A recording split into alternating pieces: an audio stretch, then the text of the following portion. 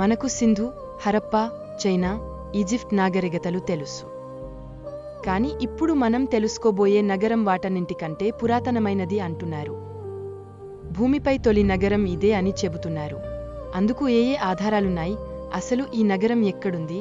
ఇదే ప్రాచీన నగరంగా ఎలా మారింది? దీని చరిత్ర ఎలా సాగింది?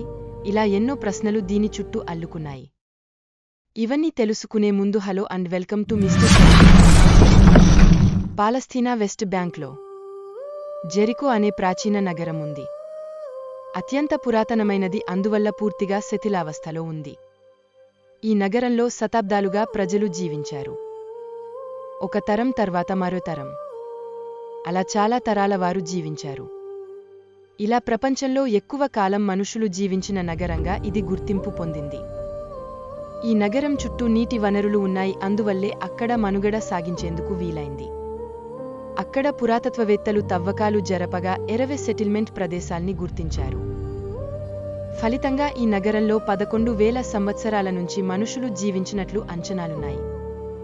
ఈ నగరం గురించి బైబిల్లో కూడా ప్రస్తావన ఉంది. ఈ నగరాన్ని నాశనం చేయమని దేవుడు జాషువాను ఆదేశించినట్లు చెబుతారు. ఇందులో నివసించే ప్రజలు దేవుడి పట్ల భక్తితో ఉండకపోయేసరికి దేవుడికి ఆగ్రహం వచ్చిందని అంటారు. అది అలా ఉంటే సైంటిఫిక్ కోణంలో ఈ నగరంలో క్రీస్తుపూర్వం 8,000 సంవత్సరాల కిందట తొలిసారిగా మానవ నిర్మాణాలు వెలిసినట్లు చెబుతారు.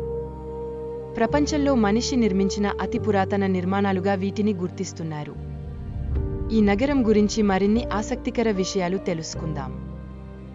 ఎప్పుడైతే దేవుడు ఆదేశించాడో జాషువా ఆ ఆదేశాన్ని పాటించేందుకు ప్రయత్నించినట్లు చరిత్రలో ఒక కథ ఉంది. దీన్నే జెరికో యుద్ధంగా చెబుతున్నారు. ఇది 10,000 సంవత్సరాల కిందట జరిగినట్లు చెబుతారు. ఆ సమయంలో జాషువా సైనికులు చాలా శక్తిమంతమైన ఆయుధాల్ని వాడినట్లు తెలిసింది. అవి ఎంత పవర్ఫుల్ అంటే వాటితో వారం రోజుల్లో నగరాన్ని నేలమట్టం చేసినట్లు అంచనా ఉంది.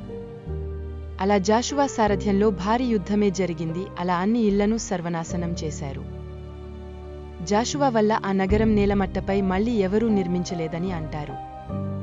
కాని ఈ నగరం 10,000 ఏళ్లుగా చాలాసార్లు నిర్మితమైనట్లు పురాతత్వవేత్తల తవ్వకాల్లో తేలింది. మొదటి నగరం అయినప్పటికీ జెరికోను చాలా జాగ్రత్తగా కోటలు, బురుజులతో నిర్మించుకున్నారు. లోపల కొన్ని నెలలపాటు ఆహారం, నీరు ఒక స్టాక్ పెట్టుకున్నారు. కొందరు పురాతత్వవేత్తల ప్రకారం సంవత్సరానికి సరిపడా ఆహారాన్ని స్టాక్ పెట్టుకునేంత భారీగా నగరాన్ని నిర్మించుకున్నారు. అలాంటి నగరాన్ని జాషువా జస్ట్ 7 రోజుల్లో సర్వనాశనం చేశాడని అంటారు. ఈ ఆధునిక యుగంలో అత్యంత శక్తిమంతమైన ఆయుధాలు ఉన్న రష్యా, ఉక్రెయిన్ దేశాన్ని ఓడించడానికి కొన్ని నెలలుగా ప్రయత్నిస్తున్నా వీలు కావట్లేదు. అలాంటిది అప్పట్లో జాషువా ఈ నగరాన్ని 7 రోజుల్లో ధ్వంసం చేశాడంటే అతనికి ఎవరో అత్యంత శక్తిమంతమైన ఆయుధాలు ఇచ్చారని, బహుశా వాటిని గ్రహాంతరవాసులు ఇచ్చి ఉండొచ్చనే అంచనా ఉంది. ఈ యుద్ధం, జాషువా, ఏలియన్స్ ఇదంతా ఇప్పటికీ మిస్టరీగానే ఉంది. నిజానిజాలు తెలియాల్సి ఉంది.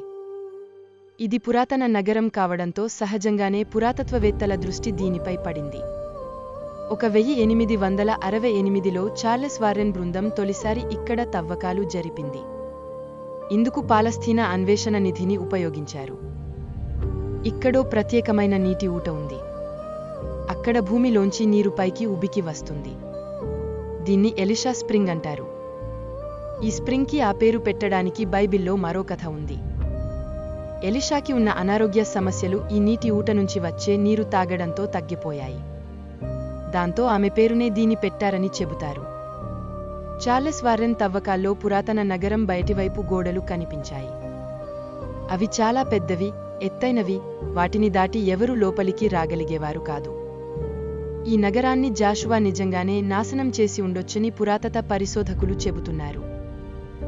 వారి ప్రకారం ఈ యుద్ధం క్రీస్తుపూర్వం 1550 నుంచి క్రీస్తుపూర్వం 1400 మధ్యన జరిగి ఉంటుందని అంచనా.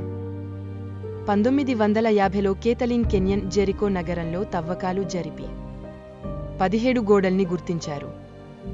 వీటిలో కొన్ని గోడలు భూకంపం వల్ల నాశనం అయినట్లు కనిపించాయి. మరికొన్ని గోడలను నార్మాడ్ సంచార ప్రజలు నాశనం చేసినట్లు తెలిసింది. అయితే కెన్యన్ ప్రకారం ఈ గోడలను జాషువా యుద్ధ కాలంలో నిర్మించలేదు, ఆ తర్వాత నిర్మించారు. తన తవ్వకాల్లో ఆమె 28 అడుగుల ఎత్తున్న ఓ భారీ రాతి టవర్ని గుర్తించారు. ఇది క్రీస్తుపూర్వం 8000 సంవత్సరాల నాటిదిగా అంచనా వేశారు. అందువల్ల ప్రపంచంలో అతి పురాతన రాతి టవర్గా ఇది గుర్తింపు పొందింది.